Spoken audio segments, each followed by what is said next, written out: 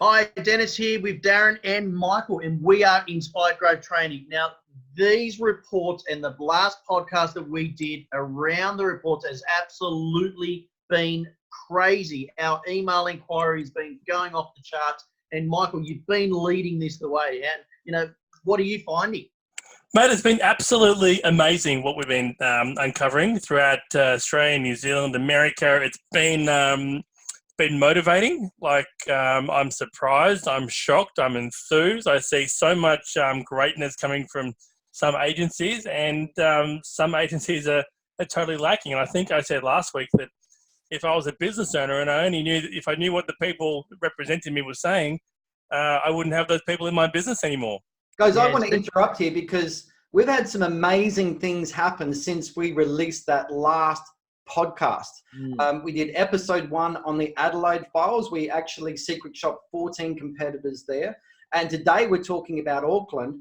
But we've had 45 agencies contact us in the last week or so because they're looking at or want to get more information on secret shopping their competitors. And just for our listeners and our viewers, if you are interested in this, go to secretshopperfiles.com and there is some information in there. But I also sent out an email to 5,500 people that opened the podcast that we sent out over a week ago. And we sent a separate email out about secret shopping. We had 50% of people open that email. I have never seen that in my 15 years of doing marketing. It's crazy. The 18% is the industry standard. So 50% is just absolutely crazy. And it certainly goes to show that people want to know what their points of differences are. They want to know what's going on. They don't have the time to do it. So, that's why the inquiries has been crazy. Let people focus on their work and let us do the work for them. So let's just now set the scene and let's now just talk about what we're going to talk about today. We're now going to be talking about our secret shopper report in Auckland. Now, the client, we've only just this morning delivered our secret shopper report to our client when we called up 10 agencies in Auckland. And I have to say, some of his comments here was he didn't realize his competition was in such disarray and they feel really empowered and confident to dominate in their market now from this report. Now, you know what, Darren, before you go on there, because I think I'm going to take the lead on this one, and I got to say that I don't know if people out there know, a little while ago there was some publicity out in New Zealand about us doing some secret shop reports, and it wasn't fantastic, and it was kind of aggressive, and I think a lot of people kind of took aim at Darren for this, and I got to say, Dennis, while we've been doing New Zealand, if anyone out there is telling us not to do mystery shopping or secret shopping on their competitors, I am flabbergasted because I am totally surprised at what we have found out in the New Zealand Auckland market. And if anyone's telling me not to call their competitors doing secret shopping, look again, because we are just amazed at what we've been going through. But it's completely different from Adelaide, though, our first podcast, isn't it? Because it's a completely different situation. Yep, different market. And again, we're only working with the sample of people that we've spoken to. But Darren, the beating that you copped about not going and helping agents in countries find out about elevating their points of difference.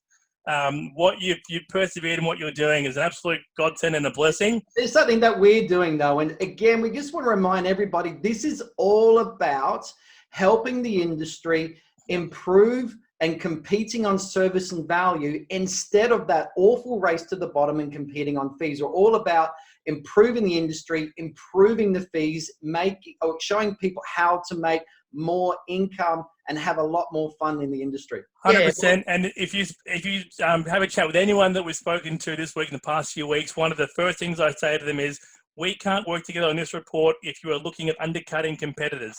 I won't do it. We're not in this game to do that. We're only going to work with you on these reports if we can show you how to get the best value service offering and you make more money to be more profitable. If it's the other way, I won't do it. Yeah. So if anyone listening to this wants our report to undercut their competitors, don't contact me. No, All we're right, not now interested. I want to set the scene here in Auckland.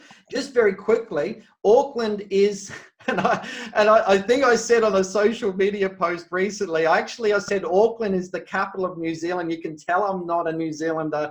I since found out Wellington is the capital of New Zealand, but Auckland has 1.6 million people in population. It is, of course, at the north end of the North Island. There is around about 4.8 million people in New Zealand. So it's a small country compared to Australia or the United States. And the average rents in Auckland are quite high. They're very similar to Sydney. So your average type rental property, your family home is sort of around that $550 to $650 a week mark. For our Americans, that's around about the $2,600 up to the $3,000 a month in rent. To give some comparison there. 3 quick fun facts about Auckland. There are 50 volcanoes in that area. Now, that's not just the whole country, just in that area alone. That's 50 amazing. volcanoes. There's a 4-hour walk between the Pacific Ocean and the Tasman Sea. And that's, of course, the sea that is between Australia and New Zealand that we call the Ditch. And also it has the largest population of Polynesians as well in Auckland. So just some fun facts there, but let's move on and just keep this moving really, really quickly. And again, for people out there, if you want more information on these reports that we're talking about, or if you want a 2-page outline that you can download, just go to secretshopperfiles.com. Now, Michael, let's just get to what people want to know the most out of these reports, and let's talk about the 10 officers that you've called across Auckland.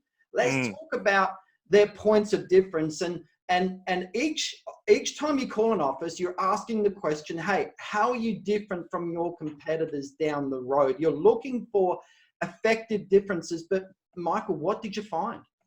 Look, to be totally honest, and like when we do go to uncover all that, again, a lot of people saying the same spiel over and over. So we had to really try and uncover what their points of differences were. And, we actually spoke to 11 people on this one. And I think out of the 11 people, 3 companies, I'd say, probably would stand out. And their points of difference was in how they actually communicated with us. They responded to us. They answered the call professionally. They knew what they were talking about. They went above and beyond. And their customer service was clearly evident. Now, the others. Oh, the others. I just couldn't, I was just shaking my head when you're delivering that report. I couldn't believe it. It's, you were shaking your head. Dennis was in amazement. The group that we delivered the report to, their facial expression on delivering, like going through some of these competitors that we shopped, where again, the perceived market or the perception of them was these other companies were like market leaders. But watching their face, face was just priceless. Like they were really surprised because we see lifted the hood. Yeah, it was great. And if we experience it now, bear in mind, guys, like as you know, these reports take somewhere between 3 weeks, 6 weeks, maybe a little bit more, because we don't try once to get a hold of the agencies. You're trying a number of times, aren't you? Sometimes you have to do 4 or 5 phone calls just to speak to somebody. Yep, and this may take like 3, 4, 5 weeks for us to do it, because I don't want to give a report with like 1 out of 10, saying these are the only guys that responded to it. So we wait, we go through, and we're diligent. And like there was one agency, 5 times we called and we couldn't get through. Like no one answered. And then when they did answer, they didn't want to give us the time of day. Like this was a receptionist. And then we get put through to like salespeople to try and answer a property management question. Like, seriously. Let's go back. Let's just go back, because we are going to talk about our customer service experience. Now, there are some there I want to talk about, but let's talk about points of difference. And you mentioned in the interview or the report delivery that we did about a lack of humanizing the brand, Michael. What do you mean by that?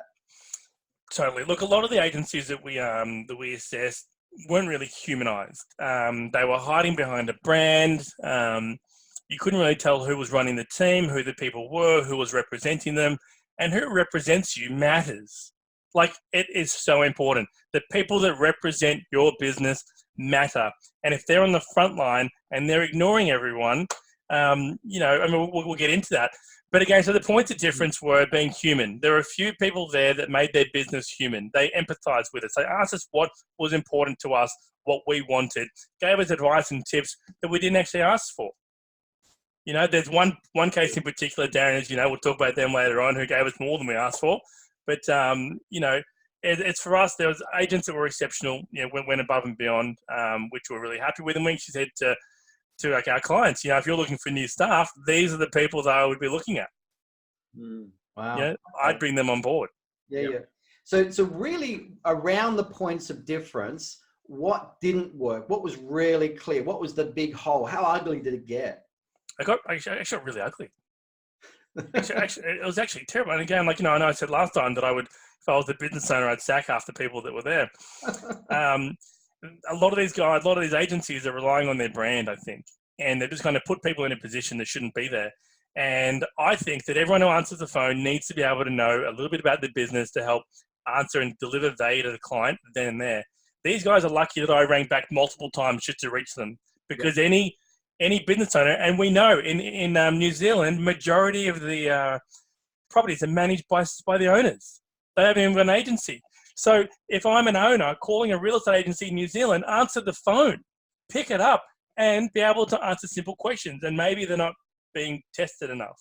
So the education needs to start from the top. Business owners in New Zealand and in Auckland, where we're kind of doing this at the moment, do some training with your staff. We can help, right? But do some training with your staff, simple stuff, and you're going to increase your engagement and your doors. Yeah, some of the basic things that can just be put in place can make the biggest improvements, because certainly those first contact points are such an important factor. And, if there is a BDM in place, their job is to be, educating the person, the reception person, whoever answers the phone. They should be educating them on certain points of what to say if the BDM is away or whatever the case, notes to take. It's so important to do that. I did as a BDM, and when I'd walk into the door, they would say, Dennis, you've got to call this person.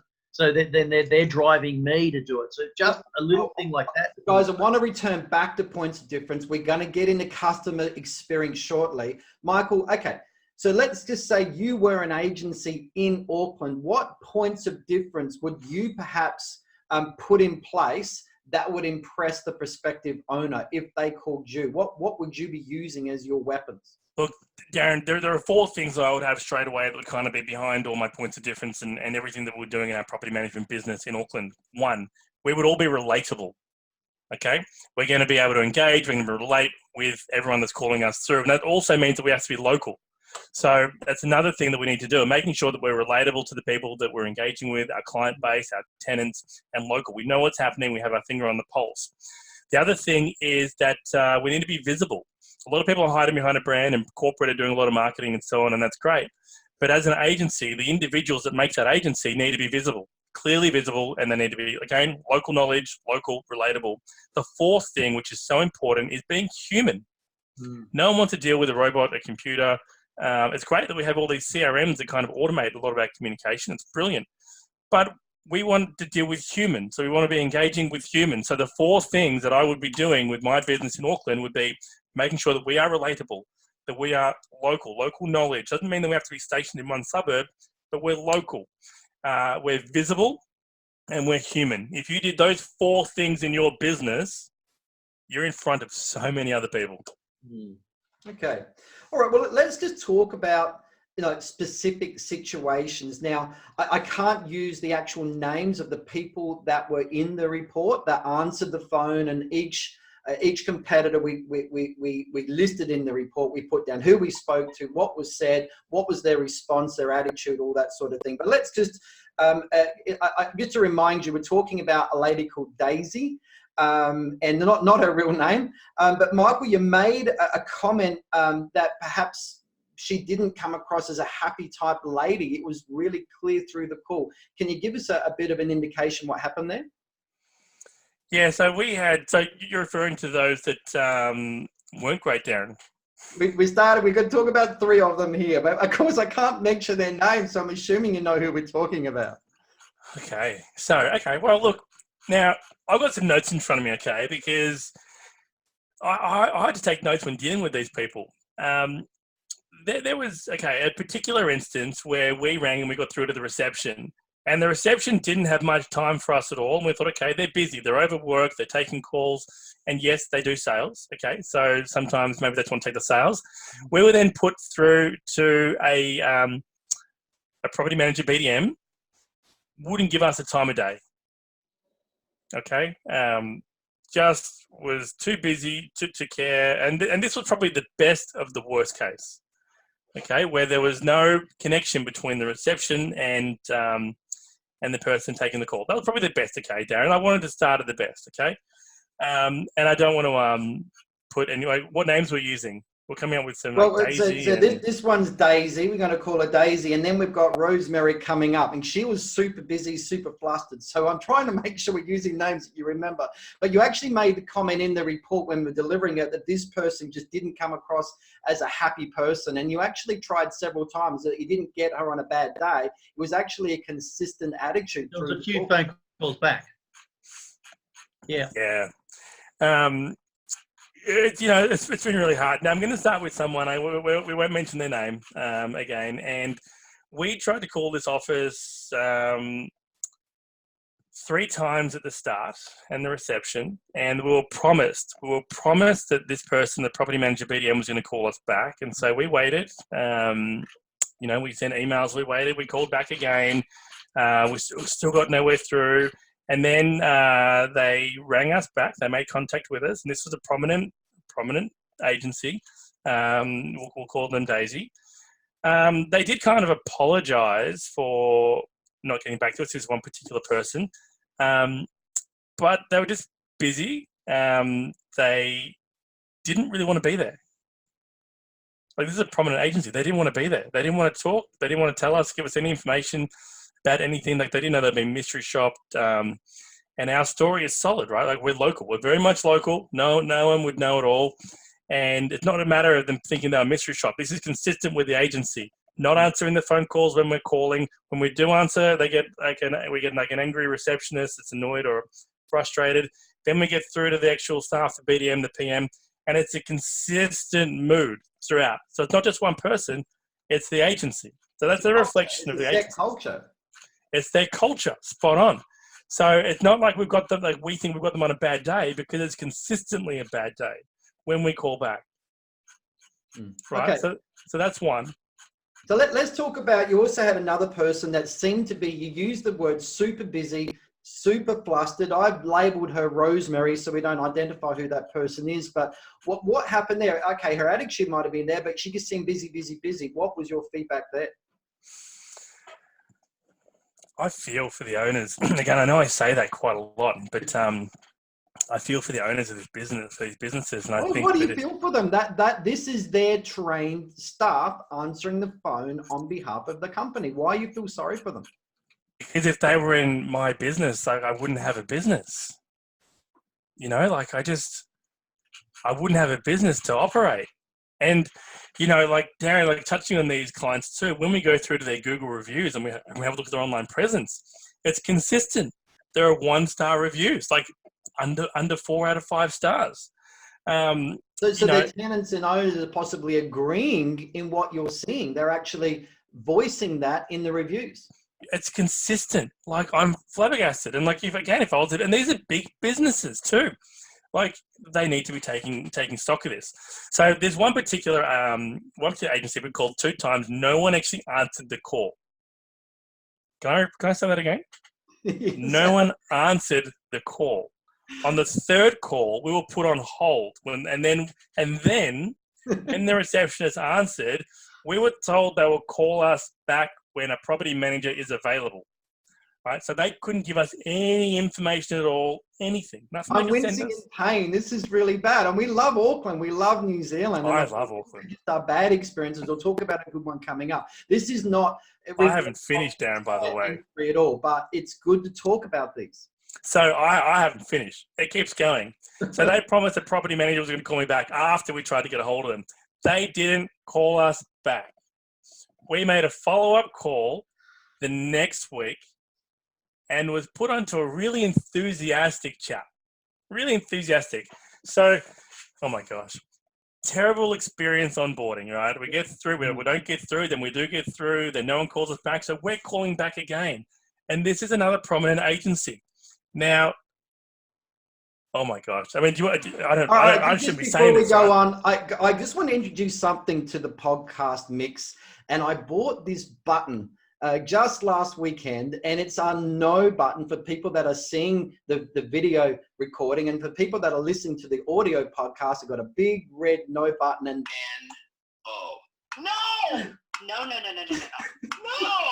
So that's sort of a bit of a message for what we're trying to show here of what we're not to do. So I'm hoping we got some good news coming. So we spoke to a chap, and we're going to change his name totally to something that it's not. We'll call him John. All right? I'm going to call this guy John. He was super enthusiastic on the phone. So we've gone from terrible service to over enthusiastic. A good agent, well, what we thought was a good agency. Now, Darren, what would you say would be like a benchmark percentage in New Zealand? Can we say that? What we think a benchmark is? Well, sure. We can't say that, or is that? No, I mean, there's obviously, like in any marketplace, there's your good and bad operators. Totally. So we would have thought this company, from looking at them from the outside, would have been okay. Anyway, without us even asking, so bad service, over enthusiastic we think is good service. Without even asking, this agency dropped their rate. Really? Right? Without us even asking, he made us an offer straight away. I've seen that. They're talking on the phone. Oh, hi, Mr. Smith. Yes, this is our management fee. Oh, but it is negotiable. Immediately dropping, saying, hey, this is our fee, but we'll go lower, without the customer even asking. And I'm not going to say what it dropped it to, but it was at least 3% below what I would say the benchmark is. Wow. Yeah. Right? Which is crazy, especially the fact, and do you think that they've recognised that maybe they knew that the service levels weren't up to scratch at the beginning? He was chasing the tail, and he was just trying to get an easy win. Dennis, Dennis, it gets better. It gets better. He then proceeded to offer us 1 or 2 months for free. Oh. No. And I haven't even had the opportunity to start to haggle with this agency. No. Where's the no button? Like, they were already negotiating without me having. This was great. It's like walking into a car yard and saying, "Oh, I like that car. It's 20 grand." They turn around and say, "Oh, I'll do it for 10." And you're like, "What are you talking about?" All right, guys. I think we've talked about our negative experiences enough. And of course, every marketplace, every report we do, we're going to have the good and the bad. Let's talk about the good. You actually came across a gentleman. Again, we can't name who he is. We can't reveal who we've spoken to. We certainly can't reveal our questions.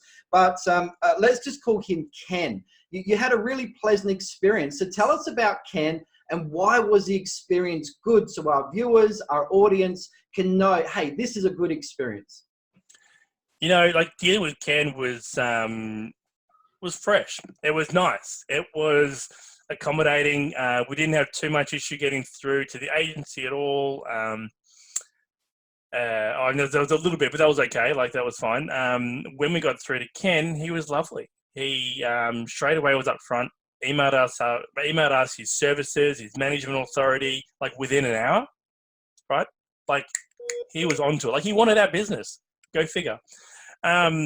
He answered all our questions really well, because like we go through and we ask, why would you want to look after our property? What's the area like? He even gave us advice that if we're looking at buying future properties on how to bid in an Auckland marketplace, what we should be looking for, the pitfalls. He basically was the type of property manager that would hold our hand through the experience. Right? Didn't matter who we were buying through. He was happy to hold. And these are things that we kind of preach, Dennis, too. Doesn't matter who's selling the property. Yeah. So investor support service. And he didn't even classify it as that, but he was very much doing that. He was going above and beyond. He was talking about how he won't manage the property. There's another person that he will line us up with to make sure the personality fits. But if there's any problems, he'll always be there to kind of, be that conduit there. But he clearly said, I'm not going to manage your property, but I'm there to help. We're a team. If you need me, I'm there for you. But just like there's the way... that humanizing thing, isn't it? It's that he humanized it. Yeah. He was relatable. He Yes. was local, and he was very visible to us. And friendly and helpful. Michael, you also made a mention that we know there's a New Zealand. We feel for you at the moment. There's a lot of legislation change. It seems to be coming wave after wave after wave of new legislation that your government has already brought in and is doing and bringing in. And Michael, you had someone talk about the legislation changes. How did that help you as a potential investor?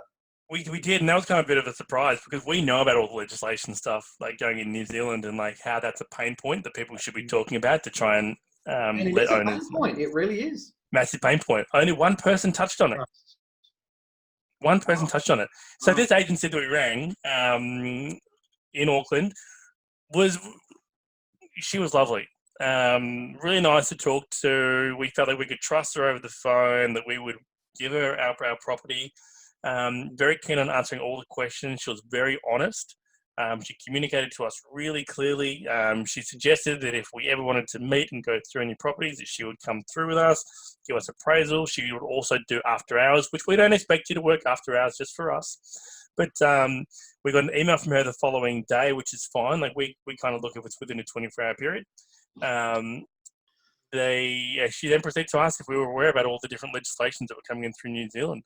No one else, and we know how important it is in New Zealand because everyone's so concerned. Yeah. But she asked us, like, what do we need to know? How can we help? You know, if you think of anything, or if another agent kind of drops anything, we can call her and ask for clarification. That's really good. That's good. So she's trying to build that rapport with you using the legislation, saying, hey, you can contact me if there's something you don't understand. So that's really good. She's trying to keep that open relationship there because she potentially knows you're going to be calling other agencies, but she's trying to get that segue for you to call them back. She was humanising their business. Yeah. She was very much local with local product knowledge and helping us with local areas, local legislation. She was relatable and she was visible. Yeah. That's good. Can I just say, wouldn't you just want to get on the phone and call these people and say, hey, great job. You got Secret Shop. You did. We can't do it. Hey, guys, where we have the no button, I've also got yes button. 100% yes. So congratulations, to those people. And we got to keep on moving with this podcast here. I want to now move away from points of difference. And Michael, you really taught us well about humanizing the brand. And today in this podcast, we really hammered that one home. And there's something that every agency can do without having to put in some marketing points of difference or something like that. Everybody can put in that humanizing their brand today. But let's now talk about fees. And Michael, we've asked all the agencies on their fees. We've got that information here. And overall, what was your impression about the fees that are being charged in this market? I don't think people are being priced that well. I think people are underselling their services. Yeah. I know a lot of people that do fixed fees and that, and like all inclusive. We came across several, the all-inclusive management fee, but I saw a lot of people quoting on the phone, look, we charge this percentage for unfurnished, we charge this percentage higher for furnished as well. So it's about a 1% difference there. We did see some people lowballing themselves. We saw anything right down to 7.5% management fee, right after 9.5% management fee. But we also came across a couple that are have a 3-package deal as well. Michael, what's your impression of having a 3-package fee structure?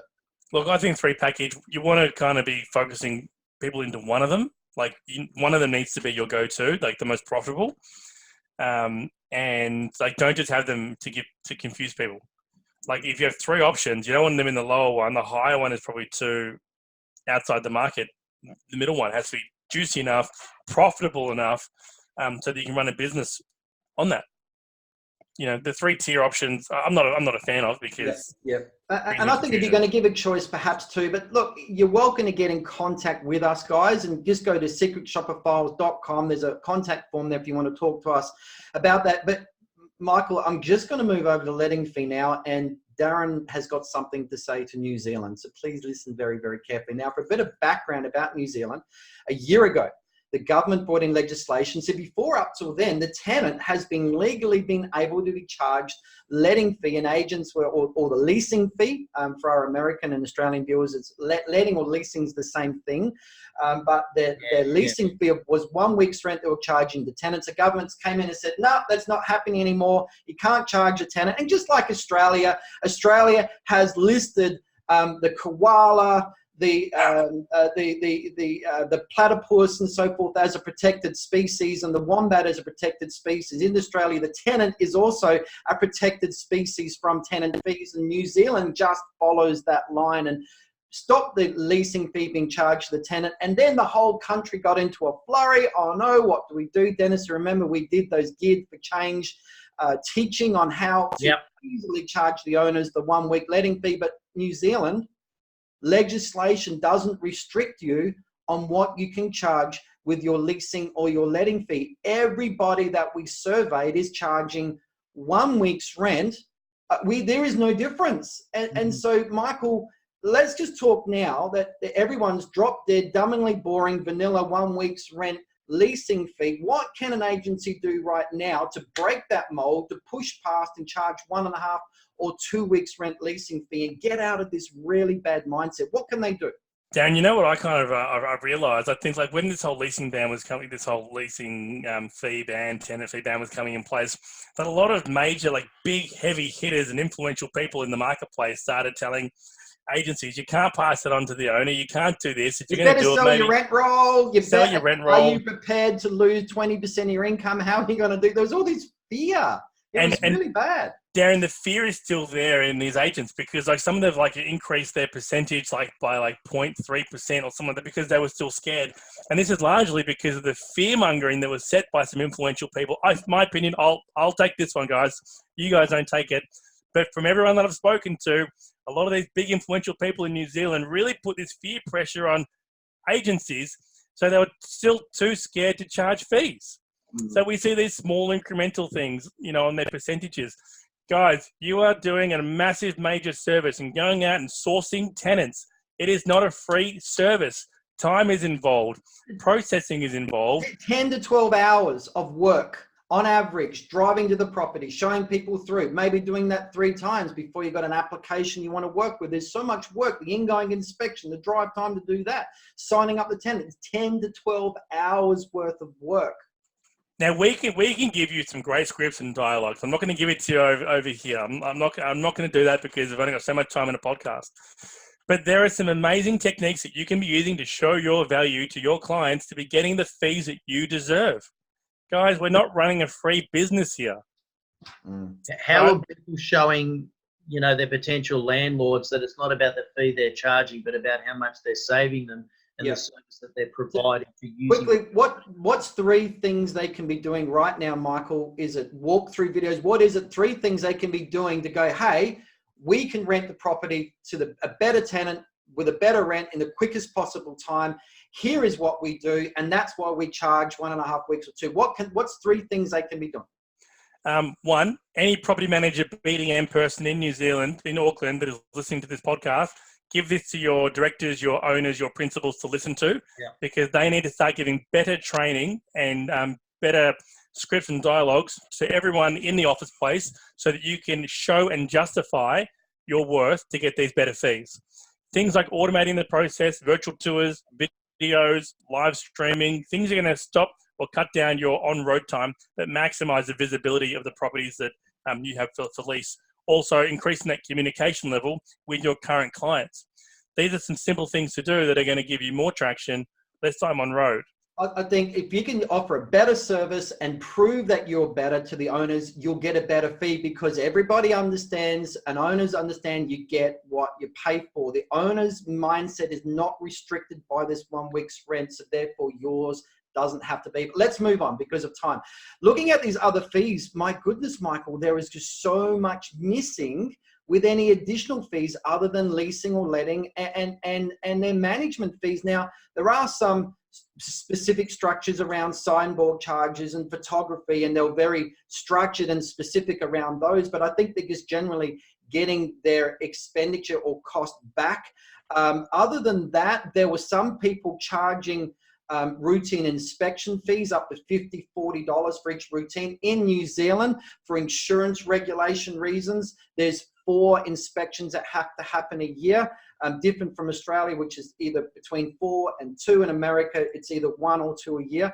But can I just say, guys, there's so much money that is being left on the table. Michael, what's your thoughts? It was like in South Australia, mate. Like, there is so much money left on the table, and people are scared to ask for the business. Like, they're doing so much for free. And again, Darren and Dan, I'm preaching here. The guys at the top, the guys and girls at the top of these businesses need to take notice and have a full, visible restructure of what they're charging, what their services are, and what their staff are saying, because it all starts from the top. And you can't expect change, and you can't expect the people at the bottom who are quoting these services to make any fundamental difference if the whole team are not singing the same tune. Yeah. And I just want to put some things in here, guys. In New Zealand, people don't know. In Australia, if I said, hey, let's charge 9%, 6%, 8% for repairs and maintenance, there'll be a big uproar. No, you can't do that. What's the management fee for? Rah, rah, rah. And I know the several agencies I know, particularly in South Australia, that charge a repairs and maintenance fee. They just get it without any resistance. But in New Zealand, this fee is very, very normal throughout the country. But we saw a lack of agents charging a repairs and maintenance fee, Michael. Yeah. Again, they're doing it for free. And it's normal. But so what I've done is I've done some figures, and look, very quickly, here's a story. There's 2 owners at a barbecue. They get on to talking about property management. One guy says, hey, what's your agent charging? He says, oh, I'm getting charged 8.5%. The other guy says, well, I'm getting charged 9.5%.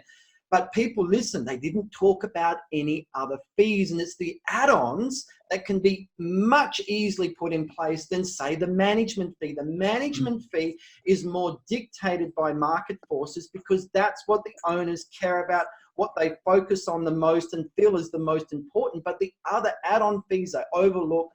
Things aren't as important. So that's where we get the financial benefit. So I've run some numbers here.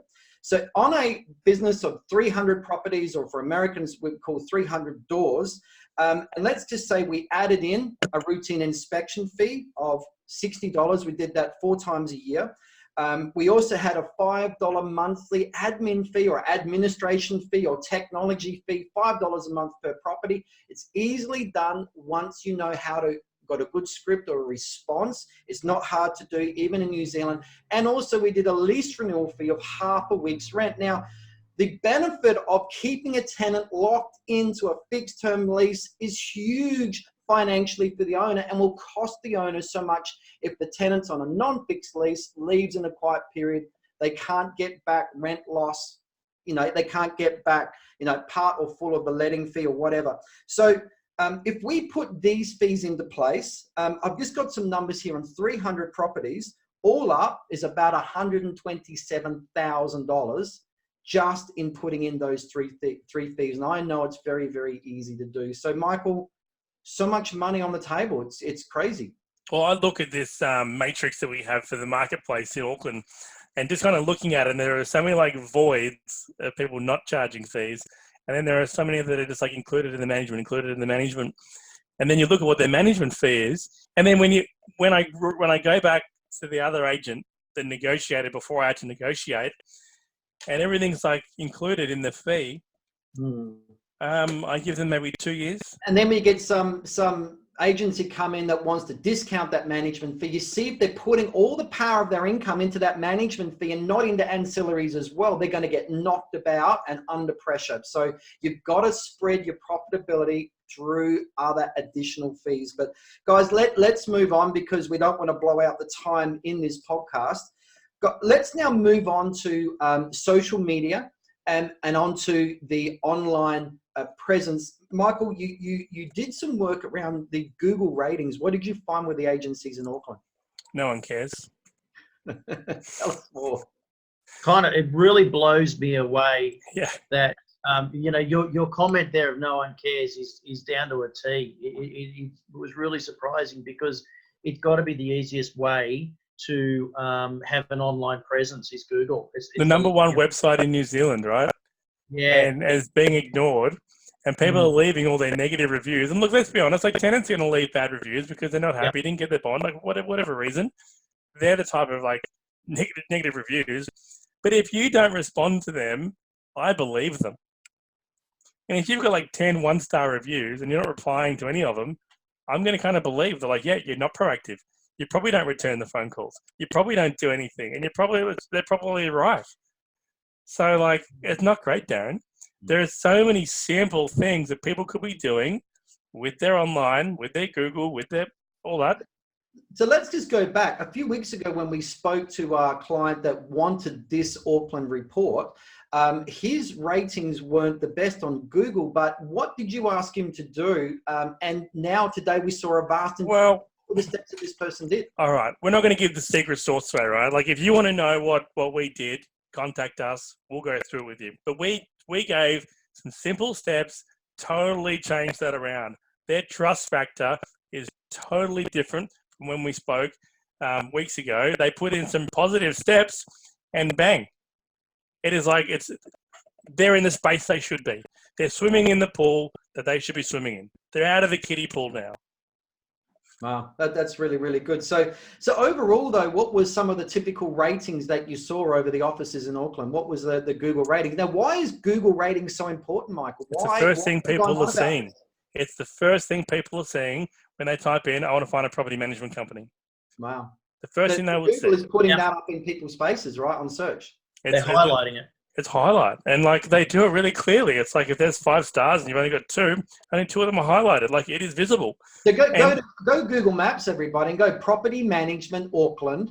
Have a look at the agencies listed there, and you'll see their rating is very, very clearly on show, and people are judging agencies based on this stuff. Straight away. So we noticed though, like I remember when we did the search weeks ago, they weren't coming up on the search when we typed in, the particulars we type in. Today, when we type it in, they were 3rd on the list. Just from doing some simple changes. So like when people are like lazy, when they're looking for, they go into Google, they see like what's easy. If Google gives them 3 options and they're the best of those 3 options, what are they going to do? They're going to click on them. All right, guys, let's turn to social media now. Facebook, Instagram, why are these things important? Why are they important now? But what did you find in the Auckland agencies? And there is a massive disconnect between people that use social media in New Zealand and Auckland as opposed to the real estate agencies in Auckland. Because I know for a fact that people use social media in New Zealand and they're good at it. And they show us where they eat. They show us, the people they're meeting. They show us what they're doing. But the real estate agents, they're not doing it. Some corporates are like doing the social media for them. So one, I've got no idea about the actual office and the team of the local area. The corporates are doing it from a big location and like putting the content on there, which is terrible content. But the people in the offices must know how to do social media. They must know how to do it because they do it for their personal life. There's a massive disconnect. And it's bad. I mean, some people don't even have a YouTube channel. I know, I said it. They don't have a YouTube channel. So what does that mean? Why is that so important though? Some people go, well, who cares about YouTube? That means they're not doing video. So one, they're already not utilizing the most used website in the New Zealand marketplace. And then 2, they're also not using the second most dominant website in the New Zealand marketplace. And then you look at their social media and that's awful. So they're also not using the 3rd largest website that's free to them in their marketplace. 3 websites that everyone is on for free, they're not using. All right. So Michael, let's just now pretend yourself, Michael Sands, is now moving to Auckland and you're going to start an agency, drop yourself right into the middle of this marketplace. What are top 3 things that you'd be doing straight away? Look, I touched on them at the start. Being local, right? Having local knowledge, being visible, so people could see that I'm out and about and who I am and what I stand for. Being human, so people can see that I may have a brand or I may have my own independent agency, but people can see that I'm human. And lastly, that I'm relatable. Right? So they're the 4 things that I would harp on in the Auckland market. Relatable, local. Real estate. Sorry, you keep going. So yeah, relatable, local, visible, and human. Real estate is about people.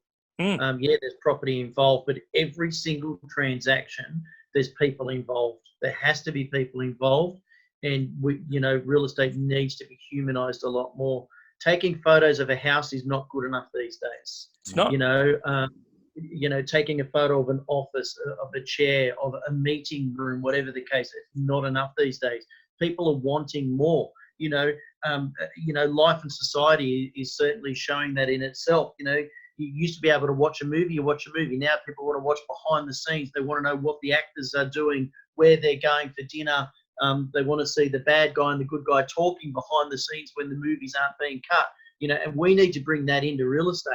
People want to know where you hang, that you have kids, that you do follow football, that you do eat at restaurants. That it's bringing that human element into it, which is actually enforces trust into the client, onto the business. A lot of the time people will call a particular brand. I need to call XYZ because it's a trusted brand.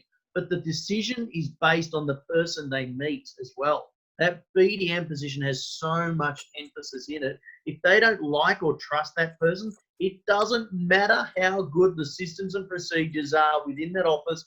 That owner is going to say, stick you, I'm using someone else. That humanization is so important. So I think as we wrap this up, we've got to wrap up this podcast now. I think there's no wonder that the client that we delivered this report to was licking his lips at the end of it, saying what we got out of the report is that our competitors are in such disarray. That's exactly what they said. They use that word, and there's just they realized how easy it is now to what steps have got to be able to put in place through the report to dominate. 100%. Our clients are going to get so much from the report. I mean, they've already, from the first initial the meeting that we had a few weeks ago, the things that they've already put into place and the major differences. About 6 things they did immediately, didn't they? Immediately, and they've made changes, visible changes to what they're doing. And they were amazing, surprised. I mean, we were happy with their feedback. That was next level. Guys, I just want to leave with this word here. I had a conversation with a property manager in Auckland that called me and said, Darren, I've just been to an investor meeting, and a leading investor came in and he said, hey, I just want to say something to you property managers. And you guys leave too much on the table. You do too much for free. You're professional agencies. You're managing hundreds of millions of dollars of other people's assets. You need to take what you do a lot more seriously. And that's a message that we want for our Auckland people. There's so much extra you can be doing. So easy for you to shine. Simple things. And how much do they cost? Next to nothing. Yeah, that's the thing. Yeah, I was talking to an agency yesterday, Darren, from Auckland, would you believe? And they were, they've come to a couple of our training sessions that we've done, and they just said they can't believe how much we give away when we do our training. And what they're doing now is they're actually doing that on their website. They're rebranding their whole website. They're doing what we do in the training and giving stuff away because it draws people in more. So they're filling their social media more. They're going to be giving more tips away, running more information nights, and they're working on that same basis. Michael, through the report, it kind of blows me away that people won't give their fees away, over the phone. But one of them even said, well, but you can go to our website because it's on there. They don't hold information back. Be a market leader. Show them your stuff. Tell them your points of difference over the phone, and provide them with those +1 service points and points of differences to gain their trust and get in the door. The legislation, also the waves of legislation that's coming in, about insulation, about healthy homes, with the mold issues, the methamphetamine issues, or whatever, is coming in with legislation. Use that, people. Educate your owners on that. 70% or 60% of properties are self-managed by owners. If we're going to shrink that and increase the agent market, we have to be seen as the market experts, get really good on legislation, teaching that, show how complicated it's getting. It is getting very complicated for an owner to continue to self-manage. Keep on showing that value. So I was going to say too, guys, to cut in there, it's okay to give fees over the phone as long as you're able to kind of go through that process and say, Mr. and Mrs. Landlord, I'm more than happy to give you my fees over the phone today, but have you got 15 minutes so we can go through and I can ask you some questions so I can understand exactly what you're looking for and I can explain a little bit about more what we do to help you, and then I can go through our fees at the end. Yeah. Right? And if an owner doesn't want to know about your services and what you offer, then they're probably not the right client for you. Yep. Yep. Well done. So guys, let's wrap this up. Just want to say again, if you want to talk to us about how we can secret shop your competitors, just go to secretshopperfiles.com. You'll also get a link in there that will take you to you can download a 2-page outline. Just fill in the form there if you want to chat. You'll chat to Michael about it. Guys, wow, I think we knocked it out of the park today. Great episode. A lot of learnings there from the Auckland market. I mean, we love Auckland, we love New Zealand, we love the visit, we love the agents there, you know, but a lot of good learnings today. So thanks, guys. Thank you for having us. Thank you for being here, everyone. Thanks for listening, everyone. And this is sponsored by Inspired Growth Training. All right, take care. And Michael Sands.